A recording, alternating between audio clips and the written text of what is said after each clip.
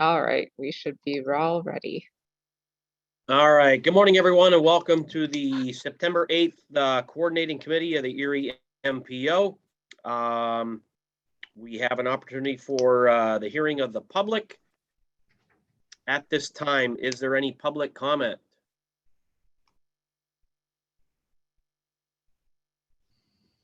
All right. Hearing none. We do have a lot to cover today. I'll look for a motion to approve the minutes from the June 9th, 2021 meeting. I'll make that motion. I'll second it. Bill Kuhn. All right. I had a motion, I believe, from Fred. Is that correct? That's correct. Wesleyville. And a second from Bill Kuhn. Yes. Any discussion? All in favor? Aye. Aye. Aye. Any opposed? All right, motion passed.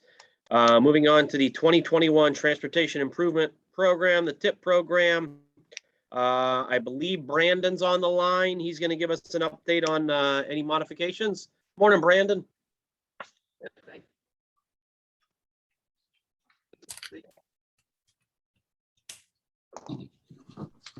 Brandon, we're having trouble hearing you.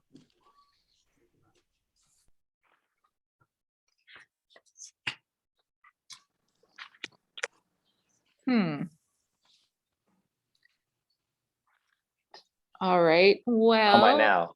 Oh, yes, we That's can better. hear you now. Okay, great. Better.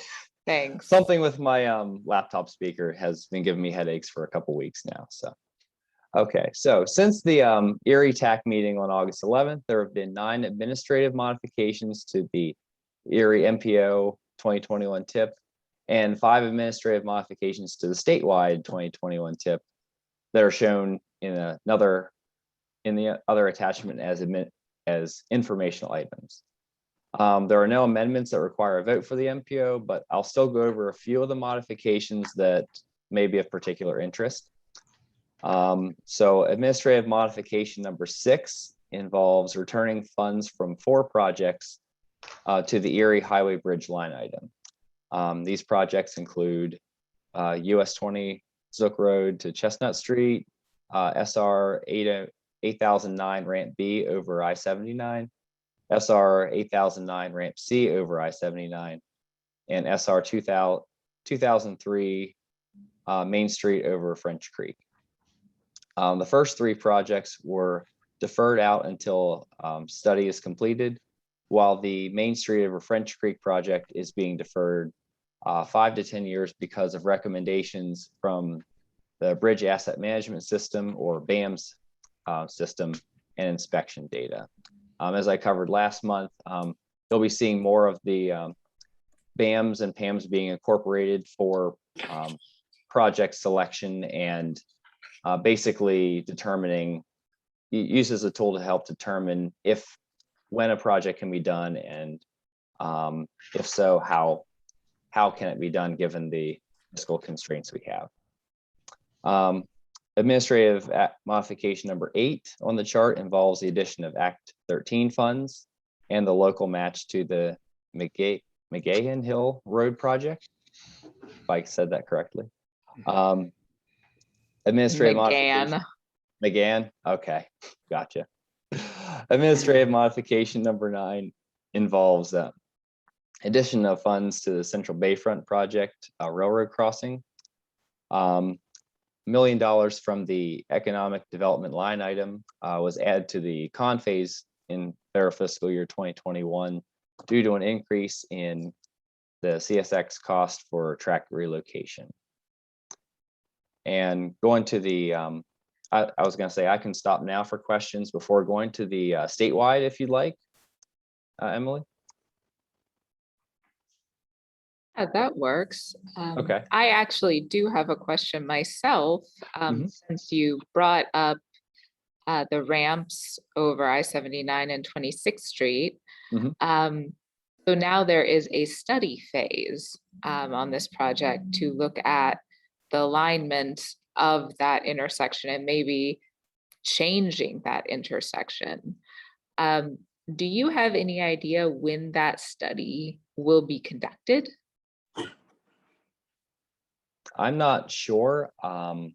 Myself, I can certainly ask if Courtney's on the line. I think she would possibly have more information regarding that. Hey, Yes. Emily, this is Or Tom and McClellan at Pendot. And yeah, we're just starting the kickoff of that study right now. And you know, we haven't even selected a consultant. So it's just very early on right now. Great. And you will be hiring an outside consultant to do that study? Yes, yeah. Okay. It'll be a consultant. And they're going to take a look at probably, I think it's 3 alternatives for that interchange. As you know, the interchange used to be the end of I-79, you know, way back when. And the configuration is a little different than normal. So we want to make sure as those bridges are approaching the end of their useful life that, you know, we make a not in a just investment to replace what's there, but take a look at it and see what's the best configuration and the best long term for the region.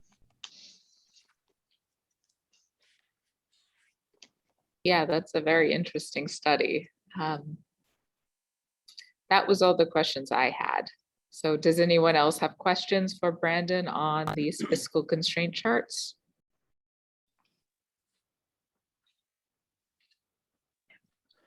Okay, if there's no other questions for Brandon, I think it's the Kevin McCullough show now. Is that correct? Give us a few more updates. All right. Can you hear me okay? Sound great, Kevin. Thank you. Okay, great. All right. Give you some updates here. I think I'm on the agenda for financial guidance and T-Rock, a couple things like that. What's happening on the federal level. I'll try to condense this down. I made some quick notes, tried to get some of the latest updates, but let me start off with the financial guidance portion. So as you know, the financial guidance was released along with the general procedure guidance, probably about 2 months ago. And the financial guidance is currently what we're drafting, working on our draft 2023 program on. So we've had kickoff meetings and there's going to be some follow-up tip development meetings, which I know a lot of people on this call will be involved in that either directly or indirectly as we start to look at the projects. And Brandon had mentioned BAMs and PAMs and a lot of those inputs into, starting to develop our tip. The financial guidance really lays out what money is available. And that was developed back in the spring. And of course, things have changed.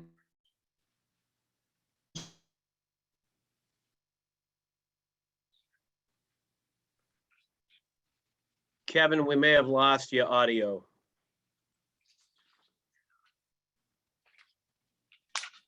Kevin, I think you're frozen. Since Your then, image there's is an frozen too. infrastructure bill that's being talked about.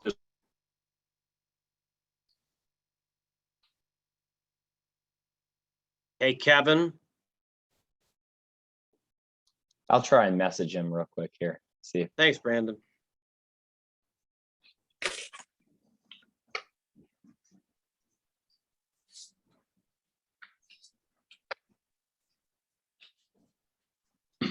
Sorry about that. I think I got disconnected. Can you hear me again? I apologize.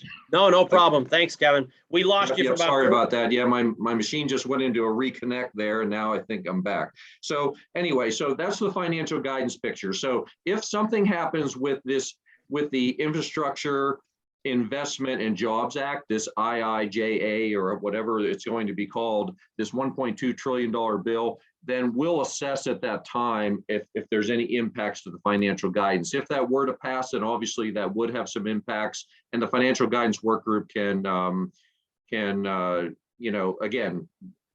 work through that and figure out what those new numbers are. So anyway, so that's where we are with financial guidance. On the Penndot Pathways side of things, there's the Pell study finalization is anticipated later this month. There will continue to be on the 9 projects that have been considered, the bridge projects that are considered for tolling statewide.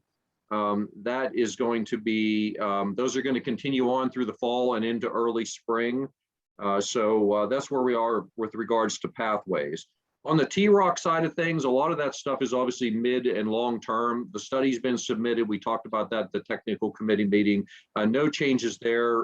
Again, I would expect to hear different pieces and components of that be considered. Obviously, whatever's considered, there's a lot riding on what happens at the federal level and how much money we need. So there's, again, some impacts there. So we'll kind of see where that plays out. I mentioned the infrastructure bill. The House is to vote on that on September 27th. I would just pay attention to that. It's changing daily. There's a lot of things on the with the 3.5 trillion reconciliation bill that are riding with that. So they're kind of tied together.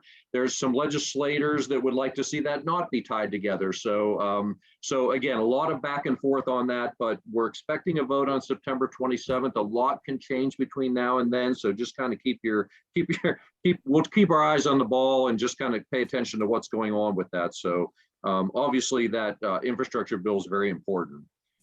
Related to that is the Highway Trust Fund. Obviously, with the reduction of gas tax receipts over the past year and a half, that has had a detrimental impact to the Highway Trust Fund. So, so that impact is starting to be felt a little sooner than what we had thought. So right now, the projection is that the Highway Trust Fund could run out by the end of November. Federal Highways has contacted the states, and what happens is that, and I've kind of gone over this before, but since 2008, the Highway Trust Fund has not been independent. It has been funded by the general fund. So if the IIJA or 1.2 trillion infrastructure bill were to pass, that would bring more general fund money in. So again, there's nothing changing on the Highway Trust Fund structurally. It's still gas tax receipts, but it's not paying for everything in the FAST Act, let alone in this new act. So it's running behind. If we were to get this infrastructure bill passed, the Highway Trust Fund would get a direct infusion of $90 billion. We would be okay. If for some reason this does not pass on September 27th or shortly after that, then there would be a problem with the Highway Trust Fund. It's not a programming problem, or nor would it impact TIP development as we move forward. It would be supposedly a short-term problem. There would need to be an extension or something that would refund that Highway Trust Fund. So what happens on that end is, quickly is that federal highways would slow down reimbursements to the states. And so it would really just kind of slow down payments to contractors and how we implement projects. I don't expect it to be a long-term problem. This is just a short-term thing. So again, you may hear things about federal highways implementing cash management procedures, and you'll hear a lot about Highway Trust Fund as the pressure ramps up to pass this new infrastructure bill. So I just want to go over that very quickly. So I don't want to lose anybody there, but I just want to let you know, kind of what's happening in that arena. A lot of things in play here. One last announcement that I'll make is that the 2045 statewide long-range transportation plan and freight movement plan are going to be going out to public comment period on September 20th. And then that'll wrap up October 19th. So look for some further information on that. I think again, we'll be getting that information out there. And as we get out to the MPOs, they'll be sharing it with their committees, including this coordinating committee and the technical committee. So just be aware of that there is a stakeholder communications toolkit that'll be provided. So a lot of information will be out there for this long range plan. So I just want to make that public announcement and make everybody aware of that. So with that, any questions on anything that I went over? I know there's a lot of material there to digest, and I don't have all the answers, but that's where we currently stand right now. Any questions? Anybody have any questions for Kevin? Not on what you said, but like the Route 18 bridge on Interstate 90, it got hit again. So it's being tore out today. And how's that going to affect everything? Because that moved everything ahead a good 6 months. That's a good question. I'll defer to the district on the payment part of that. But as far as, typically we would utilize emergency funds, obviously if things get hit, if it's programmed, again, things will move forward. I don't expect any delays on a project delivery right now. I just brought it up so that, again, a lot of times when people hear about cash management strategies and, oh, the highway trust fund's going bankrupt, those are the kind of questions that come up. It's like, oh my gosh, are we going to have to stop doing projects? That is not the case. So things will proceed forward. Obviously, when you have a bridge that's impacted, obviously that is a challenge, particularly from, I know our maintenance funds are very short. Typically, the county would cover small increases, but I'm not sure if the district right now is planning, with the money that's already programmed to do that project, or whether they would come in and, seek out some emergency funds to assist with the removal of that bridge or anything with that. So I would defer to the district, on that question. Okay. Yeah, Bill, this is Brian McNulty. We luckily, it's really the second time we've had a bridge hit that is within an existing project limits on the same project. So as many of you know, Route 215 was hit back in, I want to say January or so, but that project of I-90 reconstruction was active at the time. Now we've had the same thing happen again to 18. In fact, 18 has been hit 3 or 4 times just in the last 6 months. So as far as the funding goes, fortunately, even to advance that work, demolition of the bridge, which was maybe not originally planned to occur until say sometime in the spring of 2022, to advance that by about 9 or 10 months. Luckily, the funds are already on the tip; they're already obligated. I don't expect to have any issues because of that change. Okay, thank you. Okay, any other questions of Kevin before we move on to 2023 tip guidance from Courtney? All right, Courtney, good morning. Good morning, everyone. How are we all doing today? The first thing I wanted to let everybody know is we did receive the bids for the 12th Street corridor signals. They did come in about $2.3 million over what was on the tip. The wonderful news about this project is central office is covering 100% of the project for us with HSIP funds from across the state. So right now, that 12th Street corridor signal project is going to be about $9.6 million, and all of that is being funded with HSIP. So if you guys see anything come across with that, I just wanted to give you a heads up so that you knew what was going on. With that, we do have a list of carryover projects. It is the same list that we went over at the technical committee meeting. I'm going to focus on carryover and paving projects for the most part that we are looking at trying to get programmed in this next 2023 tip. So the first one is a carryover project from this coming summer. It is on Route 6 down by Union City. Between 8 and the Union City stockpile that is located down there. We're going to be paving a section there. We are looking at paving a section of 8 from Baldwin to north of Kaiser. We are looking from the Crawford County line on 18 up to 6N. A paving project on 19 from Dorn Road to Robinson. Also on 19 from 90 to Rotunda Drive would be another paving project in the next few years. 20 from Herzl Road up to the New York state line. Then we've got a couple carryovers. They are 20 from Millfair to Zuck and 20 from the Chestnut to the 4-lane. We are working at trying to fund those with. Did somebody have a question? Sorry. Not a problem. We are looking at trying to move those 2 projects entirely onto the 21 tip with some of the savings that we have found on a couple of other projects. So if we are able to do that, then we will remove them from the 23 tip. Can you go to the next page, Emily? In Corey, we are looking at having a project on 77 from Church Street down to 426.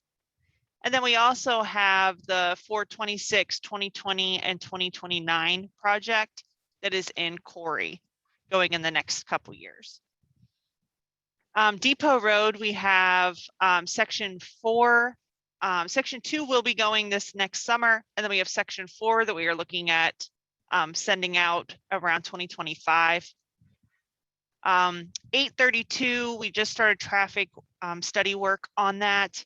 We're looking at doing a project from 26th Street to Presque Isle with in probably 2024. We're trying to move that up a little bit.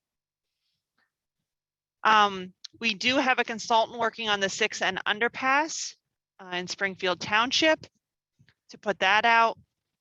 We have a paving project on 3006 from 20 to 226. We have our project on Zuck Road from Zimmerly to 26. That also includes the Cascade Bridge in that project. And then we are getting ready to advertise in the next month the Bayfront Parkway and 6th Street intersection improvement project. Hopefully for a let here. It was supposed to be in the beginning of October, but we are going to probably have to delay that for some railroad coordination. Still looking to let that this fall for work to start in the spring.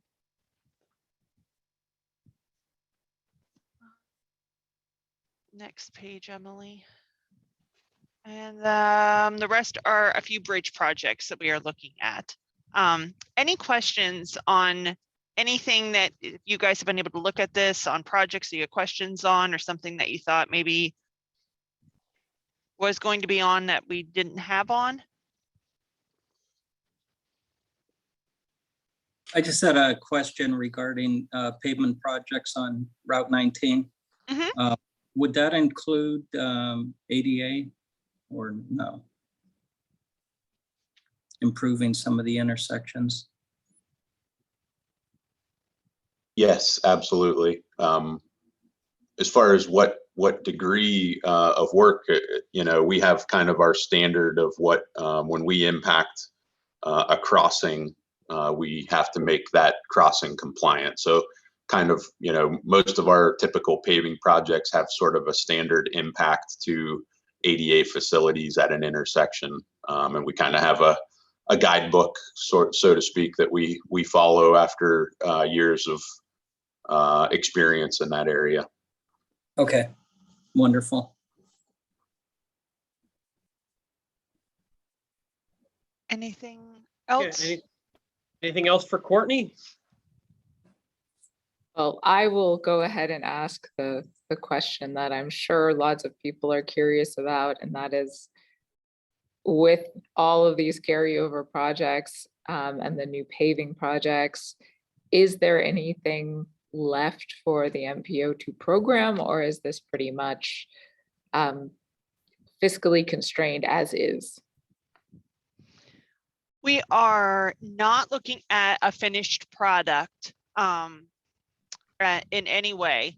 So we can look right now, Bridge is actually looking at moving a lot of bridges around using the BAMS data that Brandon had mentioned. So we're going to be seeing bridges moving around a little bit.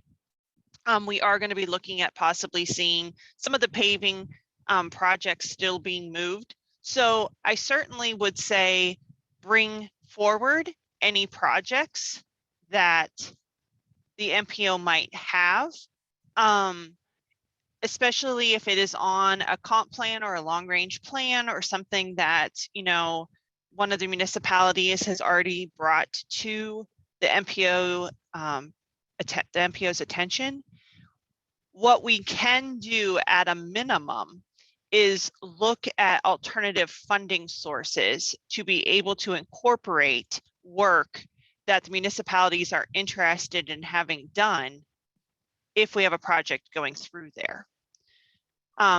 So the example I have been using a lot is the 426 project in the city of Corey. We were able to start conversations early enough so that alternative funding can be applied for to try to fund anything, you know, that might be needed or wanted on that project above and beyond. We are hoping to sit down and with Gerard and have a conversation about work that they could apply for grant funding to have done as a part of a betterment going through there.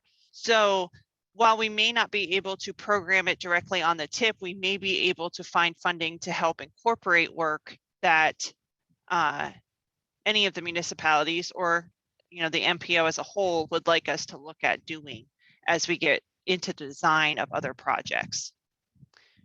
So it's not a no and it's not a yes. It is a, you know, just make sure everything that you guys have is shared with us so that we know what we're looking at trying to incorporate and how we can fit it in with our timeline of programming the projects.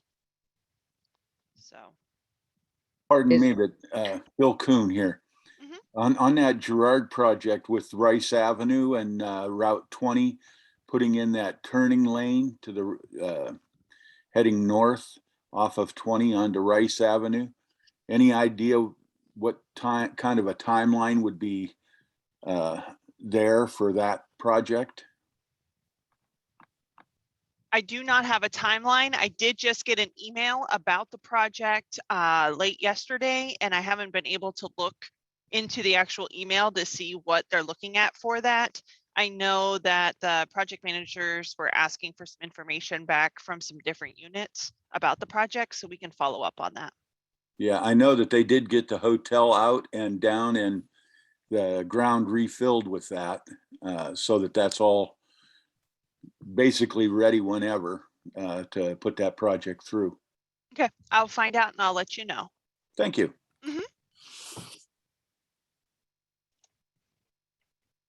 Anything else for Courtney? One comment, if I could, Tim. As long as Courtney brought it up, I happen to have Jennifer Brown with CT Consulting here. We're publicly kind of throughout the years been announcing our downtown project with Fairview. We're doing a new comprehensive downtown project. Yeah. Emily, you tell me when you would like to give Jennifer a few minutes to address it. I don't know if you can hear me. Yeah, you're very faint, Jim. But I will say that the first step with most of the Fairview plan is to get it into the long range transportation plan and then the tip.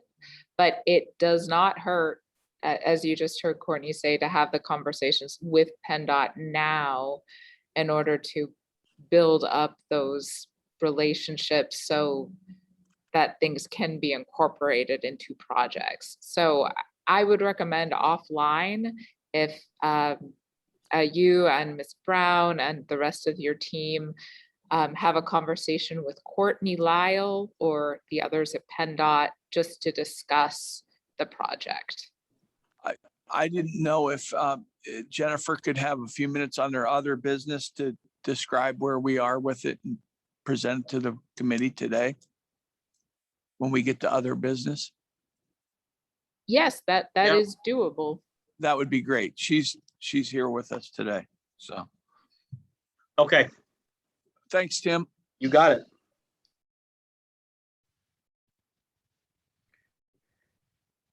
Okay, I'll Mr. hand it over to Brian. Yeah.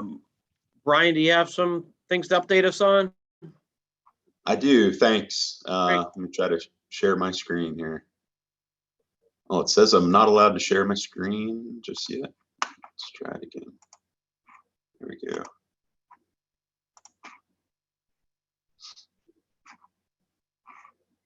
There we go. Okay, you can see my Bayfront funding slide. Yep. Great. So I gave this presentation to the TAC just about a month ago. Many of you were there and probably saw it already. So this is going to be the much faster version. We're talking about the Central Bayfront Parkway project. It was one of the many projects on Courtney's list that she just shared as a carryover project. And like I said, this is going to be a fast track presentation. Just a reminder, and interesting that we're having conversations now. These are kind of always the conversations that we're having about new projects, study phases, etc., long range plan. So the Central Bayfront Parkway project began as a Bayfront corridor study that was started in 2015. And then over a couple of years, as that study was developed with a ton of public involvement, public input, a project advisory committee, that study is still, I'm sure it's probably on the MPO's website. I know we have copies of it here at Penndot, but it identified improvements along the entire Bayfront corridor from 12th Street to 12th Street. The central piece of that, so focus sort of on the State Street intersection and Sass to the west and Holland to the east, became ranked as the #1 project in the 2017 Erie Long Range Transportation Plan. So many of us on this call have been around for a few tip updates. That's what we're doing right now. That's what Courtney just mentioned, the tip update. I've been in I think this is at least my third, if not fourth, but basically, you know, what we should be able to do is look to that long range planning document as our guide, you know, if there's room to add projects to the tip. Now, there always has been, though, the need to also recognize that, you know, those plans kind of age and that there's always kind of fresh needs too. But regardless, the Bayfront Parkway project #1, that is why it got funding. And I'm gonna skip these overview slides. Everybody knows this project. We've seen it many times. If there's questions at the end, I can come back to it. But basically, because of that, the Erie MPO, the Erie community, that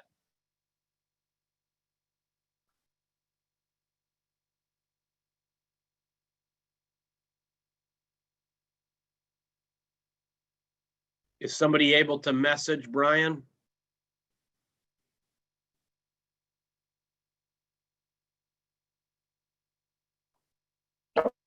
I'll send him a message.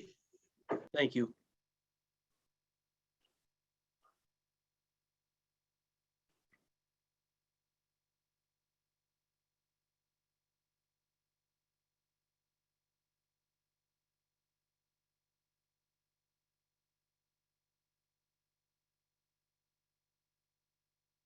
All right, well, while we're waiting, Chairman, would you like to, Brian McNulty has re-entered the waiting room. So let's see if this works. Hey, sorry, everybody. Same thing happened to me on the PAC meeting. I have a great network here, so I'm not sure why that happens, but hopefully you all didn't hear the foul language I was just using when I got cut off. Can you see my history of funding screen again? Yes, we can.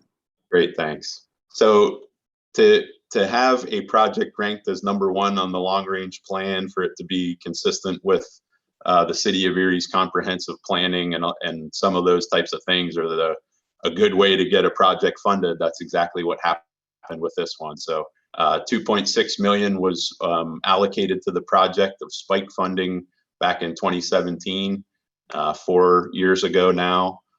Shortly after that, 30 million was allocated through the Secretary of DCED and Secretary Richards, the Secretary of Transportation at the time. And then we continued to seek additional funds. We applied for a 2018 federal build grant, which has a max award of 25 million, but we were unsuccessful. Throughout the years as the project developed, we got additional funding through the multimodal deputate and railroad funding, 1.3 million of railroad funding. In 2020, we applied for another federal grant, the infra grant. We're unsuccessful again. And then also in 2020, applied for that federal build grant, asking for 25 and received a grant of 21 million, which was a huge boost to the project. Really, that build grant, I think, is what took it and really pushed it and made it something much bigger than it was, obviously, with that amount of money. So rounding up, we have $61 million on the project that is secured to date. The build grant money that we were awarded, that 21 million, behaves a little differently than the money that we talk about most of the time. So when we talk about these tip changes, these management actions that Courtney oversees and takes care of, those funds have a timeline, and generally the first 2 years of the tip, you have a little bit of flexibility as to when you can use those funds. They still have a deadline. The build grant is pretty strict and pretty firm in that we don't have a lot of wiggle room on the timeline of when we can use those funds. So we have until roughly September, I shouldn't say roughly, we have until September of 2022, just about a year from now, to get this project to construction, to get the federal funds authorized. So it's a big deal.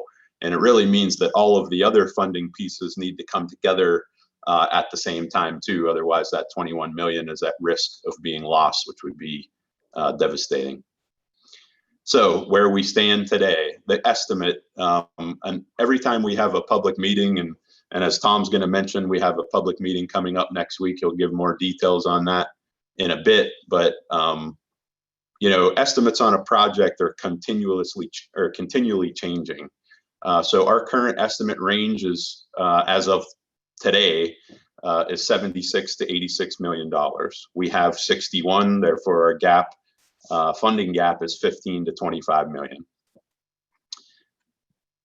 Potential future funding that could go to this project or certain aspects of the project, member designated projects, aka earmarks. We put together some requests for this project to be considered as a member designated project. I don't know anymore right now as to whether or not those will be attached to any of the bills that Kevin mentioned or anything that's in the works right now. But know that we've done everything we can to secure additional funding through that avenue.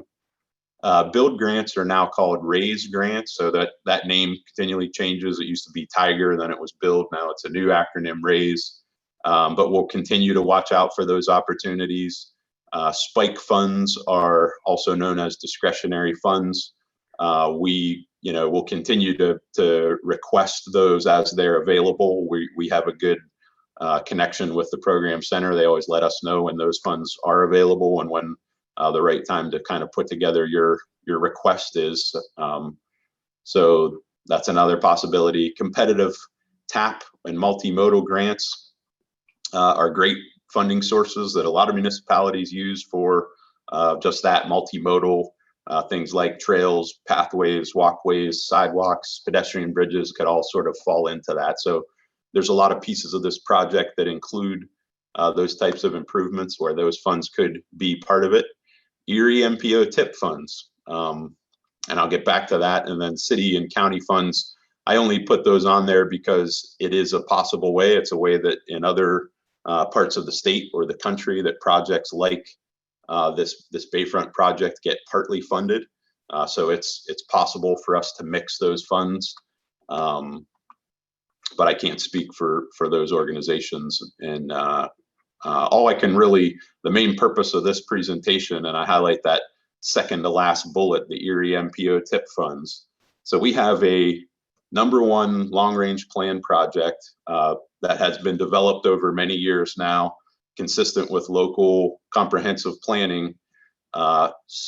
Did everything we could to bring additional funds into the region to pay for it to the tune of $61 million, which is roughly 3 times what Erie County gets on the tip every year. So it's kind of like I've said before, it'd be like if somebody told you you're going to get a bonus that's 3 times your annual salary. That's what this $61 million opportunity is akin to. And again, the Erie Mpo Tip Funds have been held harmless. They haven't been really touched on this project so far. So this is my kind of a I don't know what the right word is, not a warning, it's an ask, it's a heads up to the MPO that the time is coming where we're going to have to decide how much of that gap the Erie Mpo Tip can cover. And so the tip that Courtney showed just before I spoke didn't include the gap being funded, but it should certainly be within the realm of being reasonable that the tip should have to fund that gap, or at least a significant portion of it. We'll continue to do everything we can to look at these other funding sources. We'll continue to be hopeful in the federal funding bill that would increase our overall numbers, and that maybe we could leave that list of projects just as Courtney showed it and use some of those federal funds that would become available to fill this gap. But either way, it's a $15 to $25 million gap. So we need to be thinking about that. As far as the build grant goes, as I said, it's fairly strict. We can't move forward with an agreement on the build grant 21 million until we have this project fully funded. So one strategy might have to be that we show it fully funded on the tip, that we show that gap being absorbed by the tip while we continue to look for those additional funds and while we continue to watch and wait for that federal infrastructure bill. So as Courtney's developing her tip, I'm asking her to create two versions, one where the Bayfront project gap is covered and another where it's not. And we're going to have more conversations in this group towards the last quarter of the year, in the last home stretch of 2021, about what this project means to the Erie MPO and what the MPO is able to put towards it. And that's my last slide, a conceptual drawing of a cable-stayed pedestrian bridge at over the Bayfront Parkway at Holland. So this is just one of many concepts that we've had designed. Very obviously a iconic look right there, which is what we've heard we're after. And so with that, are there any questions on the funding? Yeah, Dave Mitchell here. I think instead of doing it backwards, Emily, you would have to help out with this. Do we have a room to absorb $25 million in the tip? Are you asking, I'm sorry, Mayor, are you asking me that question? Or Courtney, do we have in our funding, do we have that capacity to absorb that 25 million? I'll save Courtney from that tough one. It's the answer is the only way that we could cover the gap, even if it was the smallest end of the gap at 15, is that we would have to defer some of those projects that Courtney listed to a later year. Well, and probably deferrals would be 2 to 3 years. Well, the other side of it is there's a lot of money in play here that we would lose if we don't put this project through. Can you still hear me? Yep. Okay. You're not just a little pregnant in this project. You're either all in or you're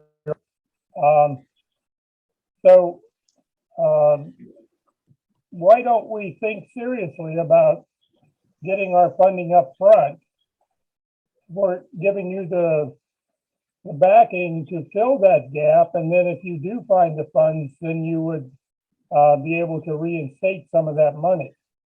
What I'm saying is, I think we're building it backwards in the fact that we go look for the money, and if we have it, and then you're still out there. I think if we stand up as a community behind your project, then as you find money, we could probably do that. But for you to go out there and beat the bushes now with uncertainty, I think that gives us a challenge. Is there anyone else who has a comment on that?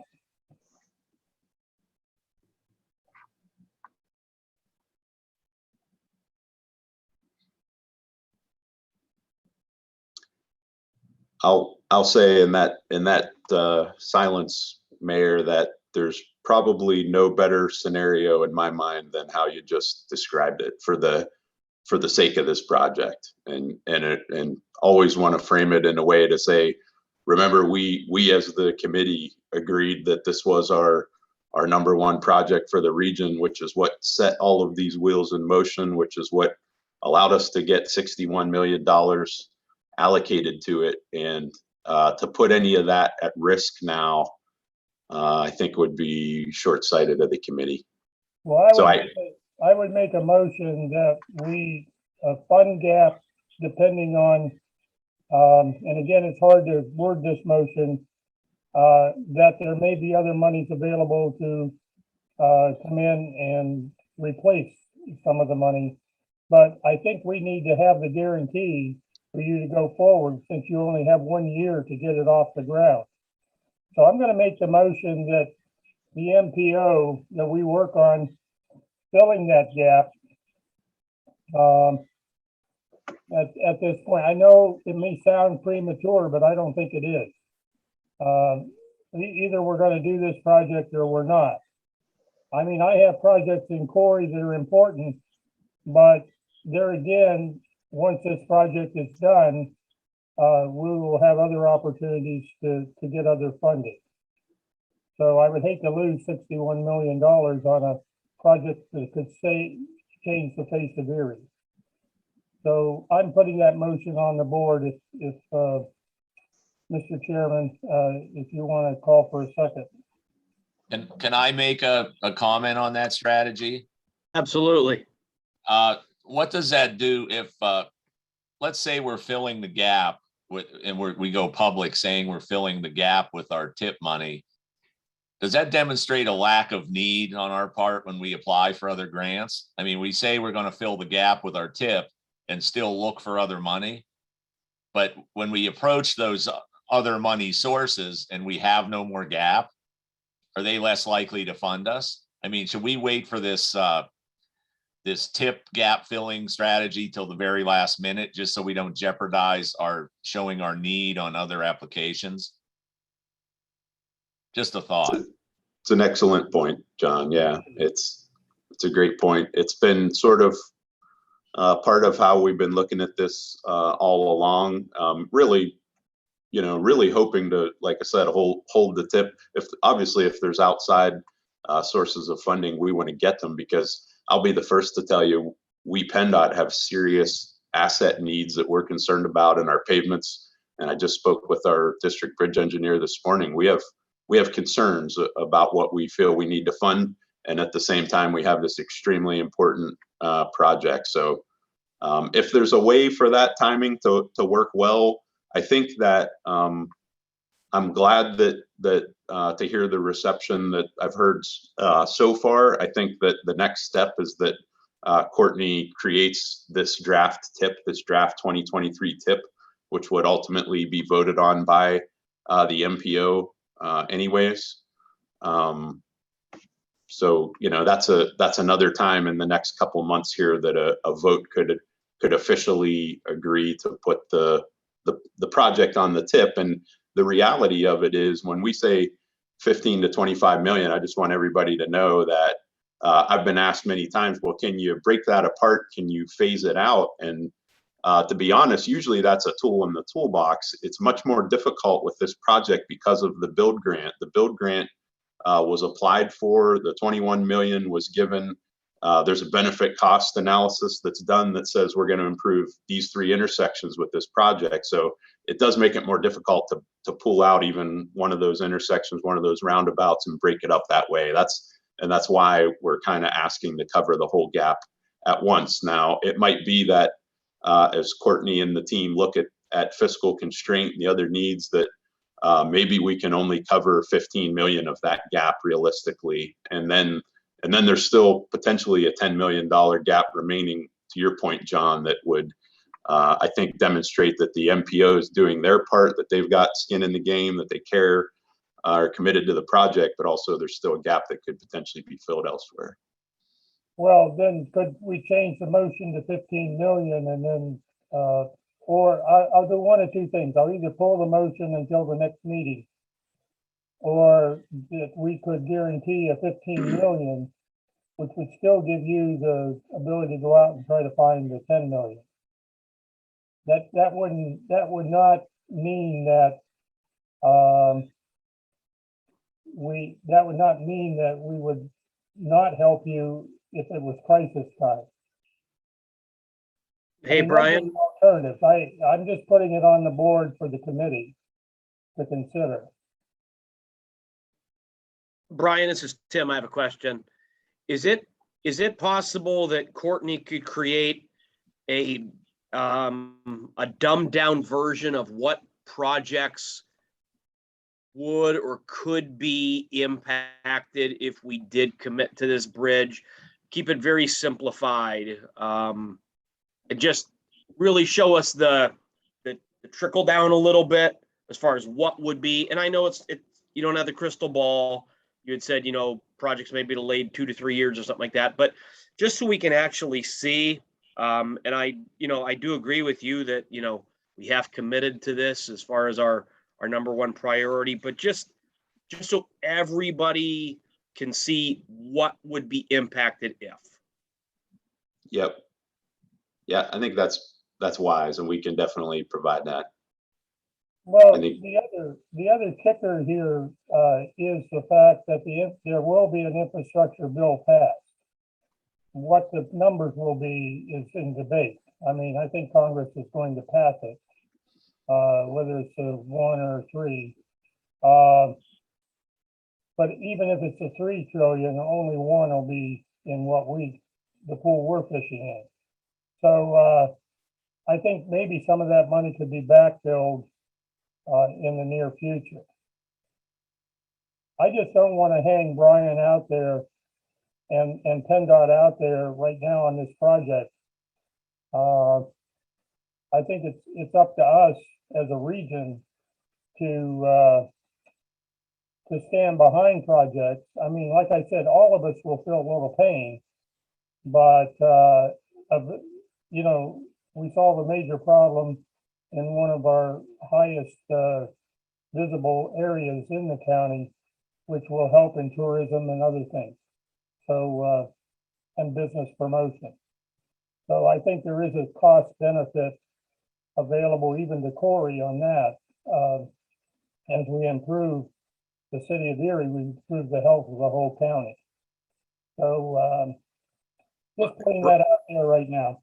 Hey, Brian, I have one other question, and I mean, this is a living project or whatever, but what if there was almost, and I'm simplifying it too much, but almost an MOU from the MPO that said that you could take to another funding source and say the MPO is willing for, to bridge this amount if you're willing to join in or something like that. Like I said, I'm just simplifying it. I, don't understand all of how things work, but just a thought. Yeah, that's a great thought. I was kind of thinking, I think something along the same lines, that even if the committee would be willing, as mayor put forth the motion to vote today on a commitment to this project and a commitment to filling that gap of 15 million contingent upon our next conversation, which would be, sorting out some of those details that you asked about, what projects specifically would need to be deferred, how long for, that type of thing. That's another similar way that we could do that. Brian, this is Kathy. Could I ask a quick question, just a clarification? Does the 15 million gap include both of the pedestrian bridges at some level of design, or is it only, what do you recall? No, I don't think it does. I don't think it includes the Sassafras pedestrian bridge. But it would include the Holland. Right. And I think when the 25, I believe, does include SAS. So among other things in there, it's the addition of that pedestrian bridge. When we were looking for that range, there was some question as to whether or not the bridge at SAS, because it would connect to a building on the north side, we weren't sure if the schedule of that would line up with the overall project, but we wanted to keep it in the, the estimate is something that we're hearing and we know is likely to go either with the main project or as a follow-up, like phase 2 piece of it.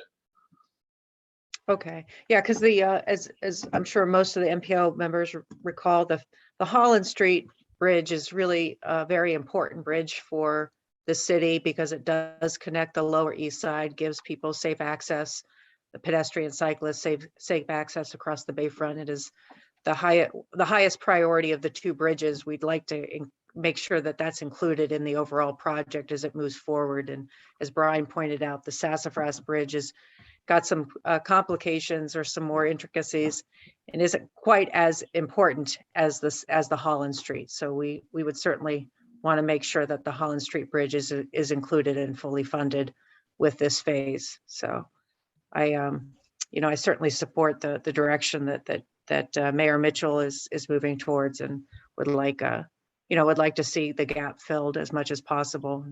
We'll work, of course, with Penndot and the MPO to find other sources of funding to make this happen. Would it be possible to change my motion that we would fund, we would guarantee the gap with an MOU based on how much deliverables you can come up with in between? I'm not a wordsmith, so somebody a little brighter can work on that. Basically, Tim's idea of coming up with an MOU so that you could show your funders and the state and the feds that you do have the backing, that you're not out in the wilderness coming short. I'm just trying to couch a motion to move us forward because a couple more months is critical. If you only have 1 year to get this off the ground. And we can mess around for 2-4 months, and that's just going to put you in a tighter bind. So I'm kind of asking the committee, if you have faith in this project, let's give our faith to Pendot to pull this project off. And so, Tim, I don't know how you want to couch the MOU.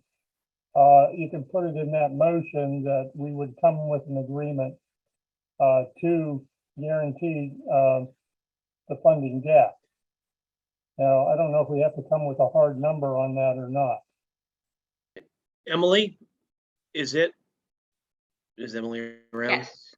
Yes, I'm here. Is it possible to craft something, and can we do an email vote in a week or two or something like that?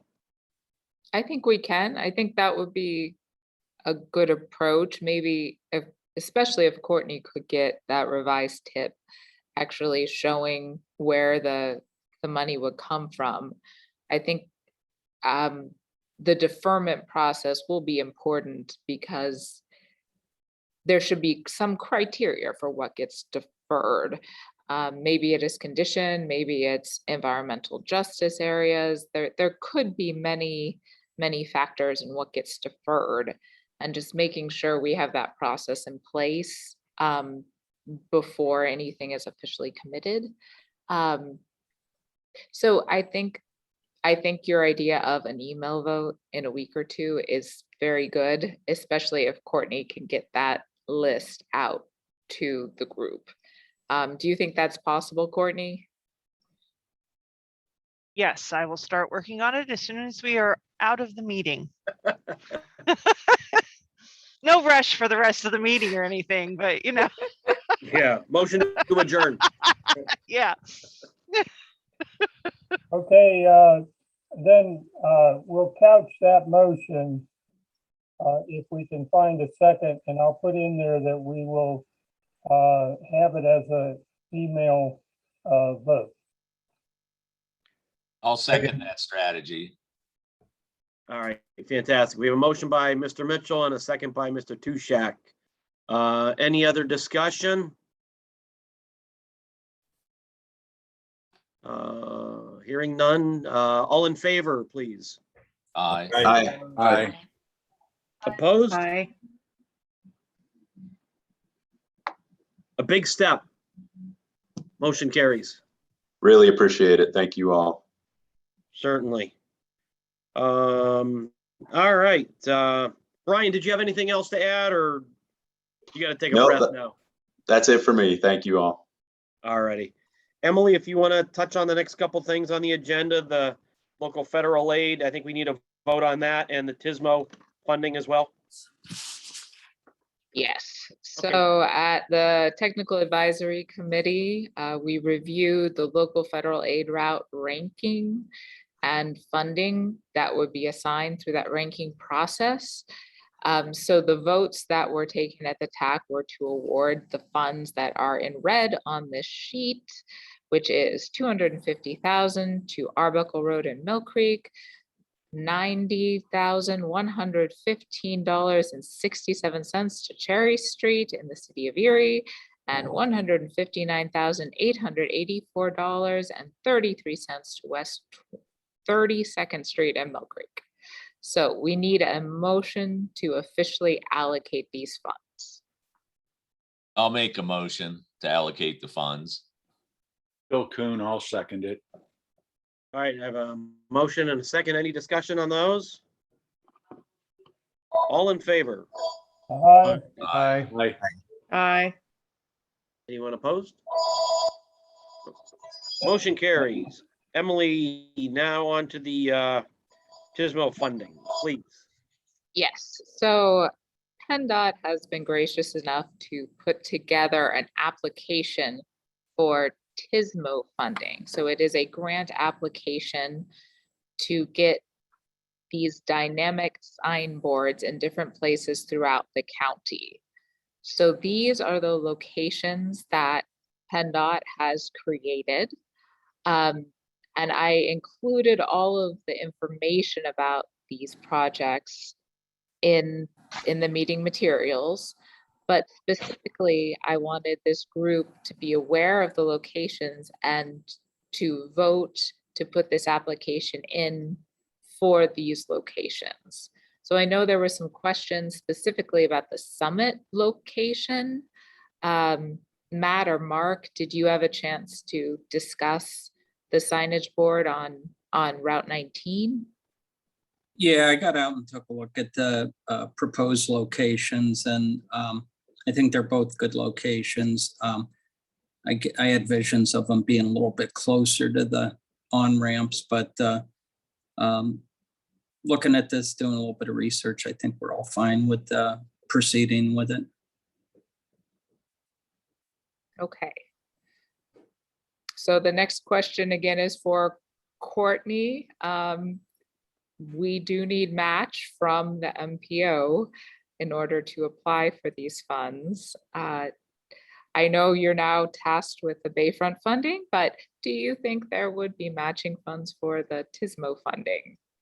Yeah, so when I go to put together what I send out with the Bayfront scenario, I will include these with the match on it. Just so, you know, we know, at least I can do the #1 ranks. So if that would work. Okay, so the #1 ranks were the 2 at Interchange in Mill Creek and the 2 on Peach Street and Summit. Yes, so I will Okay. try to add those ones. Okay. Great. Okay, you need a vote on that then, Emily? Yes, we do need a motion for this. Okay, do I have a motion on the funding application? This is Matt Waldinger. I'll make that motion. Alrighty, Honey Stumka, I'll second. thank you. Any discussion? All in favor? Aye. Aye. Aye. Aye. Opposed? Motion carried. Thank you, Emily. Now, John, do you want to update us on the local use fee meeting you recently had, and let us know if there's any votes that need to go on with that as well? Yes, well, you can hear me. It was at July 30th. The $5 local use fee subcommittee met and discussed the program in great detail. And then about a month ago, we presented our findings to the TAC, and some recommendations were made at the TAC to present to the coordinating committee. In the interest of time here, many of the coordinating committee members are on the TAC. So in the strategy that Brian used on his presentation for the Bayfront Parkway, many of us have already heard this at least twice. The minutes of the meeting or a summary of the subcommittee meeting are up on the screen now. And if those of you who are not on the TAC, hopefully you had a chance to review all this. And I would recommend now that we just move right to the vote and the recommendations at the bottom of the second page. But if anybody has any specific questions about what's happening, we could entertain those questions right now before we move to a vote. Any questions of John or the subcommittee?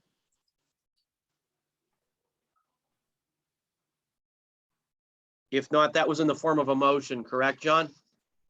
Yes, let me make a motion to move that we proceed to a vote for the 4 items recommended to the coordinating committee by the technical advisory committee regarding the $5 local use fee meeting. Great. Just so everybody knows, it's Sherrod Hill, Cockwa Avenue Bridge, and Cockwa Avenue Bridge are the 4 recommendations the committee made. And John has made the motion. Is there a second? Yeah, Bill Kuhn. Any Bill Kuhn, discussion? yeah, I second. Thank you, Bill. All in favor? Do we need to read the 4 specific recommendations? Do we need to do that, or is it sufficient to just pass what's written on the page on the screen there?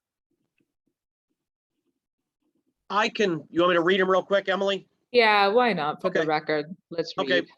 The motions are the Sherrod Hill Road Bridge, increased funding from $473,000 to $650,000 for a change in scope to replacement. Cockwa Avenue Bridge, return study funds of $75,000. Cockwa Avenue Bridge, allocate funds, cover the low bid of the bridge demolition, $35,000. And the Cockwa Avenue Bridge, allocated funds for the preliminary and final engineering of replacement bridge, $102,350. And we have a motion and a second. Any other discussion? All in favor? Aye. Aye. Aye. Opposed? Thank you for your help on this, John. Appreciate it. Yeah, thanks everyone. And because Cockwa Avenue Bridge in the city of Erie is a large recipient of some of these funds. So thank you everyone. And Emily, thank you for all the work on this summary. Great. Okay, UPWP, Emily, we have some presentations. You want to give us an update first, and then there's a few presentations that need going over as well? Yes, so I did want to share another draft of the UPWP with the group. There are some revisions, but it's mostly the same from what was at the TAC meeting. And give everyone a chance to ask any questions or give any feedback on the UPWP itself. So does anyone have any questions or concerns about the UPWP?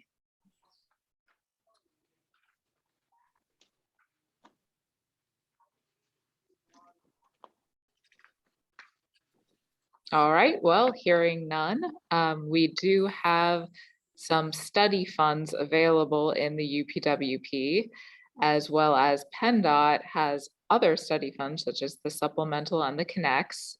So without further ado, I will start the applications. So let me pull these up. All right, so it looks like the first one I have on here, oh, some of the data didn't come through. The first one up is the parking study from the city of Erie. I'm sorry, some of the lines got deleted there, but Leanne Parmenter from the city of Erie, would you mind sharing about 10 minutes of this study?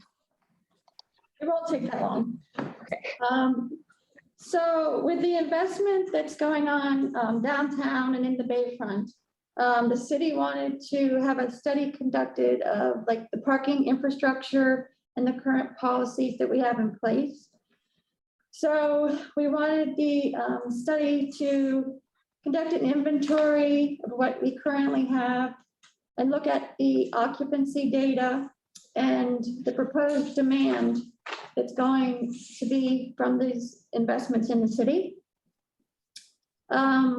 So we also wanted to have them provide recommendations and for our future needs and the policies that should be in place. And that would be in the core area of the downtown. But we also wanted to look at current policies for the residential areas, the odd even, disabled parking policies, signage, enforcement, ticketing, all of those issues. We wanted them to take a look at all of the current policies and to help the city and make recommendations for the future. So that's about all as far as the scope. And the estimated WRA had given us a cost of $200,000. We have $20,000 as our match.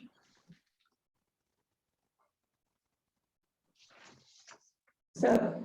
All right, so are there any questions for Leanne about this study?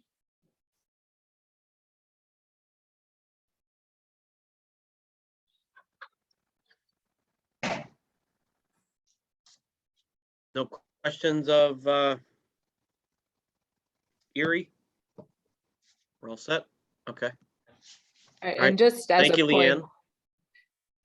so as a point of procedure, the discussions on the actual funding, we are holding off to the next TAC meeting so that the Technical Advisory Committee can discuss the actual funding of the projects in more depth. So we won't need to take any votes today on the projects. They will just be submitted and then distributed to the TAC before our next meeting. So we don't need to vote today. Okay. All right. All right. Leanne set the bar with about a 2-minute presentation. So the next one, let's see what you got. Who do we want to have next, Emily? The next one I have is Wesleyville. Okay. So Fred, are you on the line? Yes, I am. Yeah, this is a kind of straightforward study that we're asking for. At the intersection of Buffalo Road and Station Road, the intersection there is a very tight intersection. And so we would like to, the ultimate goal is to see that intersection opened up. When we have traffic coming off of on Route 20 going south on Station Road, the turn is very short. There's also a utility pole there that supports our traffic signals, and it's been hit a number of times. It's within 2 feet of the curb of the roadway.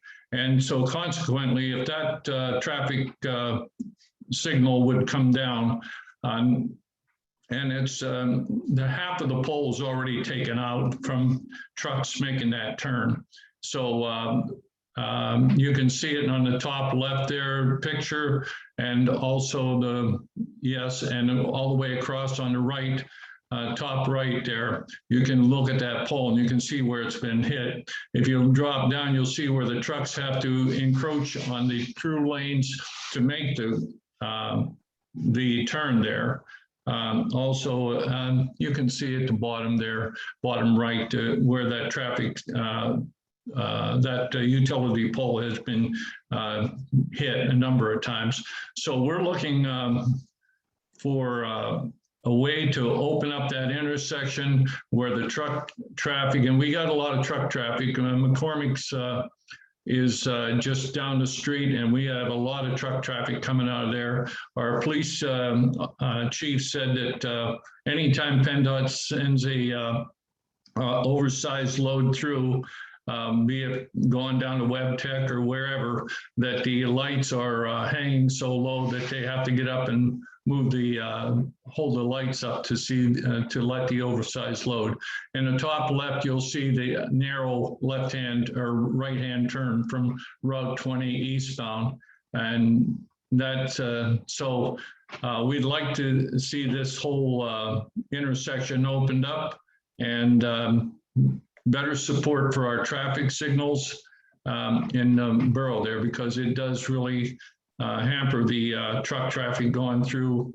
And so that's our proposed, that's what we're asking for. There's a traffic study to see what we can do with this intersection.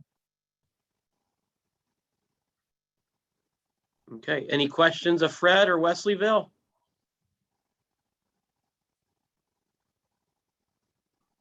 Okay, seeing none, Fairview next, Emily?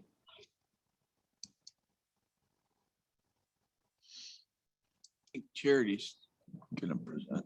Okay, Yeah, all we right. can do. Oh, I'm sorry, Emily, you had already had Erie queued up, didn't you? It's okay. Fairview can go next. Okay, sounded like Jim and Charity were going to present. That's correct. And Mark can jump in anytime he wants to as well. Okay, we're all three here. Okay.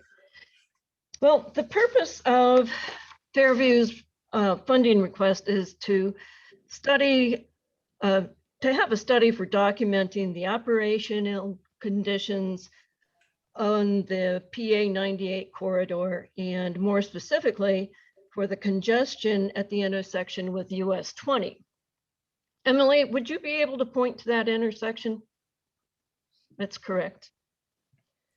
The township also hopes that the study will be able to identify viable means for reducing the congestion at that intersection. Since at least 1998, the need for mitigation has been recognized, in which the comprehensive plan called for an extension of Platts Road to Route 20. However, there's some issues in that, to get to Route 20, Platts Road would have to go through some significant wetland areas and would likely be a non-starter. In 2007, if I have my recollection going with me, there was a Penndot construction project to improve capacity at the Route 2098 intersection by adding exclusive left turn lanes, removing pre-timed traffic signals, and installing a fully actuated traffic signal. The intersection continues to experience recurring congestion during school and arrival dismissal and commuter AM and PM peaks. The congestion is notified or identified by failed cycles and long queues. Some of these queues extend to south of Water Street, and some to the east to near Old Ridge Road. And continued development south and west of the area are expected to only increase those problems with congestion and delay. Signal retiming could provide some improvements, but they aren't expected to be long-term improvements. Capacity improvements are not considered to be viable because primarily there would have to be extensive right-of-way acquisition, and the downtown, and they would negate Fairview's recently adopted comprehensive, or I'm sorry, Fairview's recently adopted master downtown plan, in which the township hopes to provide a more welcoming atmosphere, a more viable downtown for its businesses. So, these just don't seem like viable opportunities. So to conclude, the Fairview Township hopes is that the proposed study will document the current and projected operations of the existing transportation network and its needs, and identify potential network improvements to benefit PA 98, including its intersection with US 20. Improvements will benefit not only residences and businesses of Fairview Township, but also those of surrounding communities. And that's the end of my presentation, but Mark, Jim, do you have anything to add? The only other thing I want to add is at this point, there's a new development. You can see that approximately at the Old Ridge Road Route 20 intersection, just to the south side, it's kind of like a half horseshoe shape. We have another development due south of that, which that connection of a interconnected road or a road through the nursery property. The biggest, I think, thing that we need to alleviate some of the congestion within the downtown is another north-south road approximately around the intersection of Old Ridge Road and Route 20 south to Water Street. That would be a huge, we addressed it, I think, in the 2012 comprehensive plan, and we've continued to look at that area right there to alleviate some of the north-south congestion.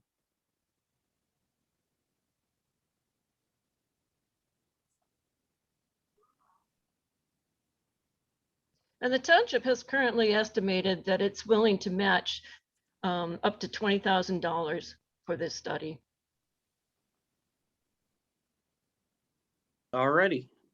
Any other questions of Charity or Jim or Mark from Fairview? Thank you. All right. Thank you, Jim. Appreciate it.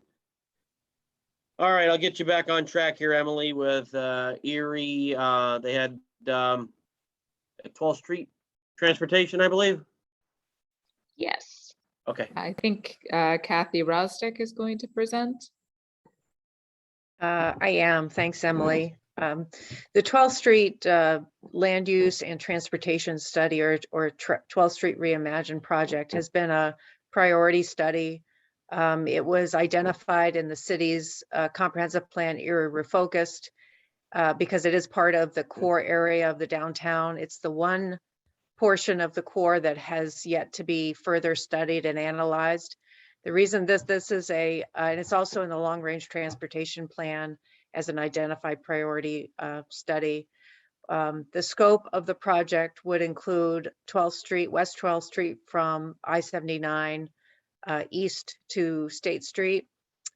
This corridor is an important corridor, particularly with regard to the redevelopment that is planned or occurring along this corridor. We have the site at Green Garden and 12th that has still not yet been redeveloped, but it is a priority gateway, and we'd like to see that property redeveloped. It still needs some additional cleanup, but we're hoping with the County Redevelopment Authority's efforts that they'll be able to help the private owner of that lot get it mitigated and cleaned up so it can be redeveloped. Continuing east on that corridor, we also have the EMI site that the County Redevelopment Authority has recently acquired, and we'll be demolishing that property for redevelopment. We also have other sites that are primed for redevelopment, such as the old Kohler site or Erie Biz site. And then rounding out the corridor, we have all the investment that Pete Zafris and Great Lakes Insurance is making at the Citizens Bank and the old tire site closer to State Street. What we're wanting to do is not only look at the redevelopment efforts, how this corridor might change with some different uses being developed on those large sites. We'd like to accommodate the pedestrians that do utilize and cross 12th Street in a safer way than they're currently doing it now, and also look at what the transportation impacts will be as those sites are being redeveloped. This study would not only just look at the transportation aspect of the corridor, but also look to identify design standards that we'd like to see incorporated into those new developments, access management, and street trees and streetscape design to make the corridor a little more appealing as it hopefully becomes a higher priority or a higher use corridor with the redevelopment of the Bayfront soon coming, or the Central Bayfront Parkway coming online soon. So those are the plans. We have applied for a Keystone Planning Grant for a match for this study of $25,000. We estimate that this study would cost between $135,000 and $150,000 in total. Our match would be the Keystone Planning Grant of $25,000, and we're asking for study funding to for the remainder of it at between $110,000 or $125,000 would be what's remaining. So if anyone has any questions, I'd be happy to answer them. Any questions of Kathy? If none, thank you for all four that have presented today. Emily, do you have any more to follow up? You said we'll discuss at the TAC in November, correct? Yes, especially looking at funding, what can be applied for the Pendot Connects funds, what can be supplemental funded, and assigning these studies to their most viable funding source to try to get as many of them funded as possible. All right, great. Okay. Thank you, everybody. Appreciate it. We're getting there, folks. We're at 9 through 12, so just hang on for a little bit longer here. Emily, do you have an update on the LRTP? Yeah, quickly, WRA spoke very well at the last TAC meeting about what's going on with the long-range transportation plan. So I encourage people to go back and watch that for their analysis. But basically, the funding over the 20+ year range is severely decreased based on the lack of CMAQ funds, as well as just the general lack of funding projected out for the future in transportation. So it is quite bleak at the moment, looking at the fiscally constrained charts.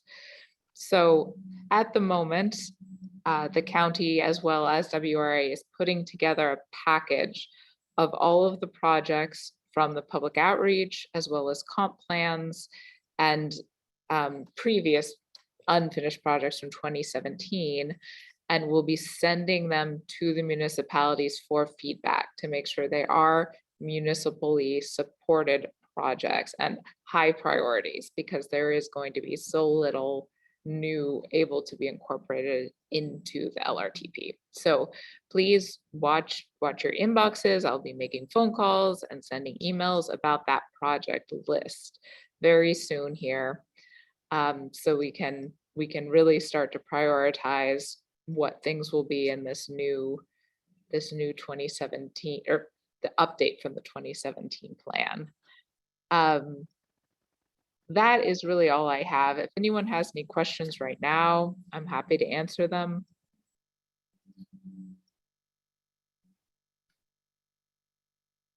All right. Okay. No questions of Emily on the LRTP. Moving on to project updates with EMTA Danny.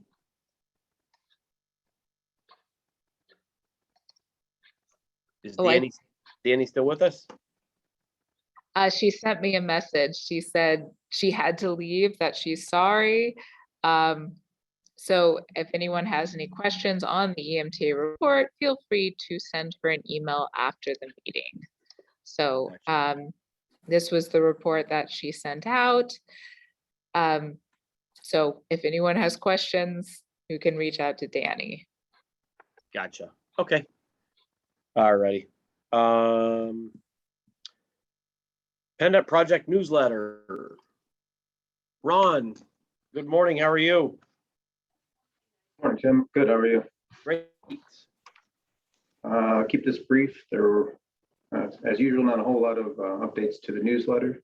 I did want to point out though, on the Edinburgh 699 pedestrian safety improvement project, the proposed let date should have been changed to April 28th of 2022. And that change didn't make the latest edition of this newsletter. So again, just wanted to point that out. Again, now Courtney pointed out the information on West 8th Street, and I believe Tom is gonna talk about the Bayfront next. So I won't steal his thunder, but if anyone has any questions, just let me know. Okay. Hi, Tom. Hey, good morning, Tim, and good morning, everybody. And see, Emily put our this is my plug for the Bayfront Parkway project public meetings next week. So next Tuesday, starting at noon to 1:30, we're doing a virtual meeting that's live that you can log into, and the information is there in the will be there in the login. And if you go to our website, you can find that as well. But we're going to do a 15 to 20 minute presentation, and then people will be able to use the chat feature and type in and ask us some questions. So it's an opportunity for people to reach us, virtually if they have concerns about coming to a meeting still. And also it's a way to have some interaction other than just viewing something and maybe not being able to speak to somebody. So we're trying this. It's a new venture for us as far as interactive. We've done it on other projects. It seems to work pretty well. And we'll see how that goes. But if you want to come out in person and talk with us, we're going to be at the Port Authority from 3 to 7 on that same date. We're again thank the Port Authority for hosting us. We'll be covering a lot of the same things. The presentation probably will be shown again for those that are that want to see it. But what we're going to be covering is our peer reviews. We did the peer reviews on the roundabouts and also the pedestrian bridge there at Holland. So, we want to share our findings. We met with the city earlier and council and took some things to heart that they were asking about and did these peer reviews. And I think we came up with some good items to share with the public.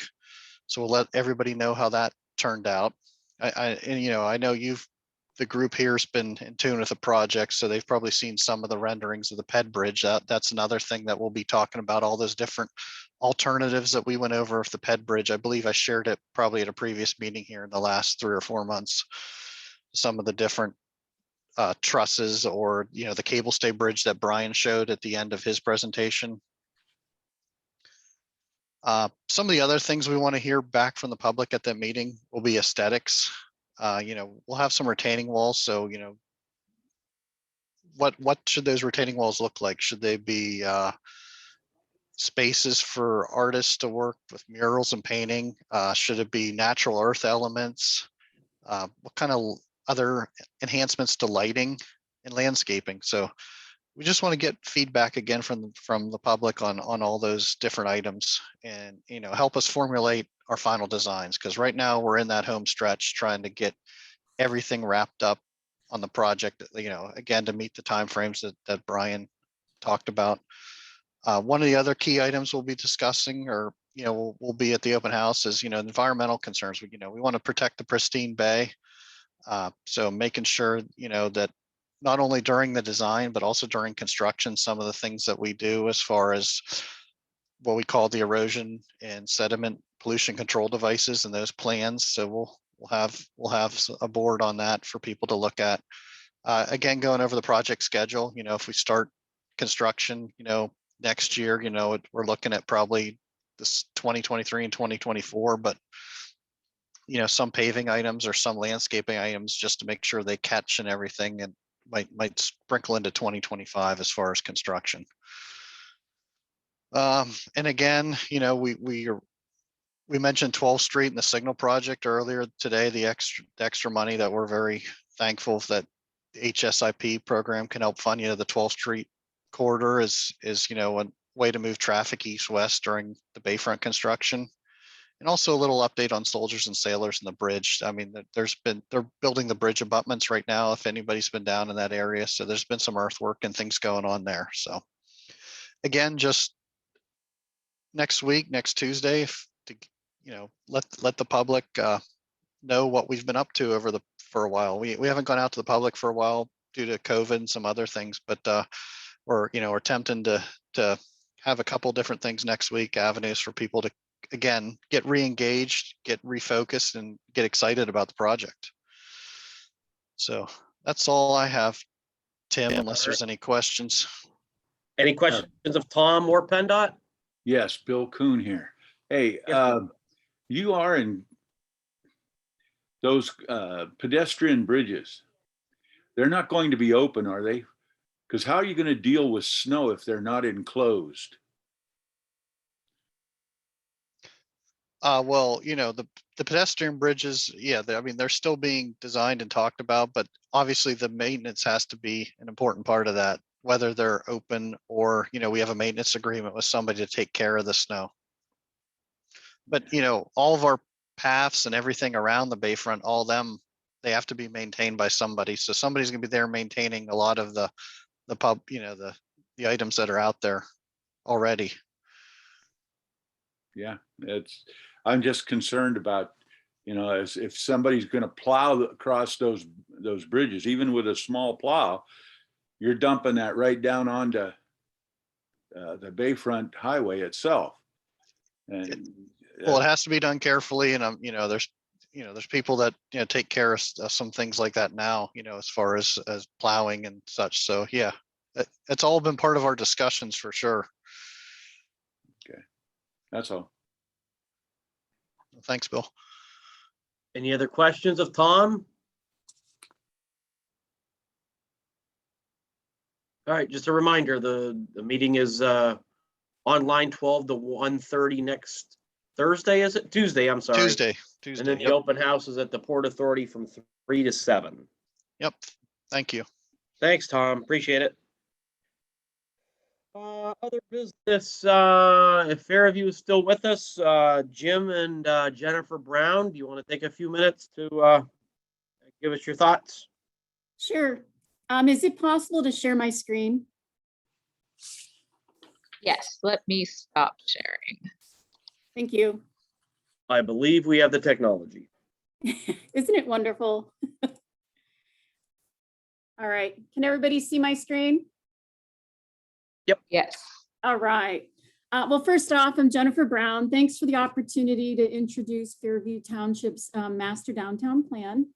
Enhancing this Route 20 corridor has been an important economic development goal for the community and was also a recommendation in their comp plan. So what I'm going to do is go through the process, the 4-step process that the community has undertaken, and to also let you know our progress thus far. Obviously, in 2012, it was recommended that the Route 20 corridor be reconstructed for economic and aesthetic reasons. So part of our process is we do a community input, public meetings.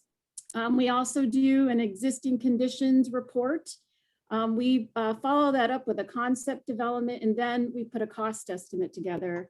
Now, included in that is a financial plan that includes a funding strategy with timelines and deadlines and what funding sources that we're going to leverage to do the project. We then produce an implementation plan, and then finally we go into preliminary design and construction. So I'm going to just run through this quickly. If anyone has questions, just quickly stop me. There was a public meeting held back in 2019. This is the study area, so it's Route 20 and then Avonia. This was the existing conditions map that was created, and the public meeting that was held looked at, and if I'm going too fast, let me know, all the existing conditions within this corridor. So evaluating the pavement, the curbing, the sidewalks, landscaping, overhead utilities, lighting. And with that, we generated quite a bit of input. We obviously asked the public for their thoughts and what they envisioned in this corridor area for the development of the master plan, but also for the development of a traditional neighborhood development zoning district. So as you can see, I know you probably can't read all of these, but these were the comments that came out of that meeting. We then also in tandem developed a comprehensive report of the existing conditions. So we look at everything, as I just mentioned, the roadways, the curbing, utilities, accessibility, landscaping, lighting, signage, signalization, pavement markings, everything. And with that, we then develop what we consider our concept development. And this was, I believe, yeah, in the spring of 2020, we created the concept plan. And so you could see the existing condition picture on the left, and then the result of our recommendations for improvements within that quarter. So we're looking at pedestrian style lighting, expanding the sidewalks, setbacks, how signage is going to be perceived, and how infill development is going to be utilized within this corridor. So again, there was several images that we utilized to demonstrate those concepts. There's the last one. And then we proposed that and then developed a cost estimate, which I know this is probably very hard to read, but we break this out into phases based on blocks. And we look at everything all the way down to trash cans and bike racks and banners and signage. So every element of cost is thought about.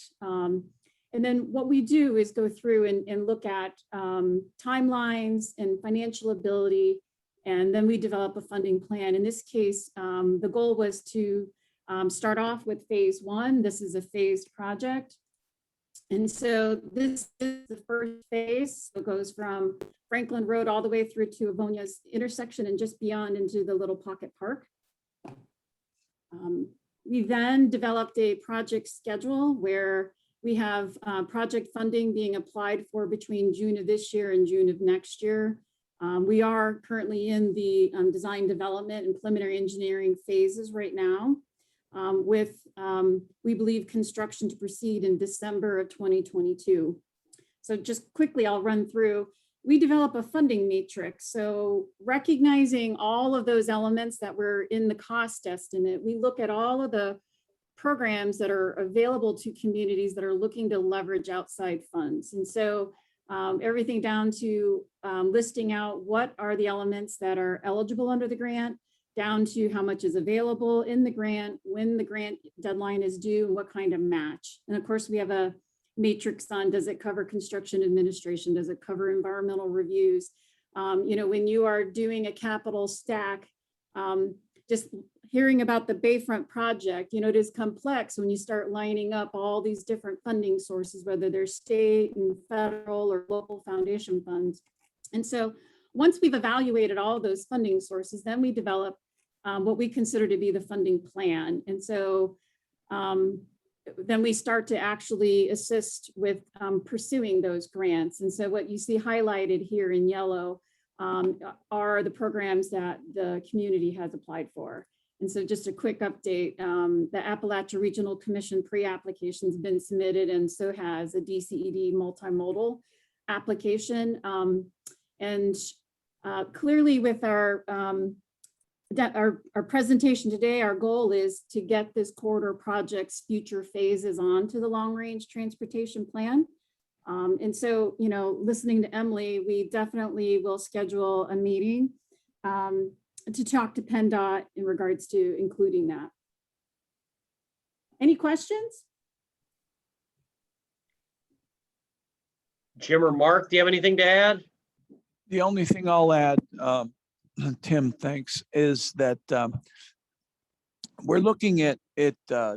This was all developed through our planning commission originally when we started a long time ago with Jeff Kidder to give us some ideas on what we could do within the downtown to try and promote some new infrastructure and some new zoning. And our solicitor that at the time was Paul Burrows, and he searched that Pennsylvania does have allow in the Pennsylvania code allows for traditional neighborhood districts. And we searched it and started seeing what we could do. And this is an exact fit to what we're trying to do within our downtown. We want to go back to the traditional neighborhood district that Fairview once had, but we can't do it without the infrastructure and the zoning changes at one time. So that was our original thought process. Okay, looks like a real nice plan. Really does. Any other questions of Fairview or? Nope. Jennifer? Thank you, Jennifer. Thank you. Yeah, thank you. All right, any other business? It's been a long meeting. Anybody else have anything?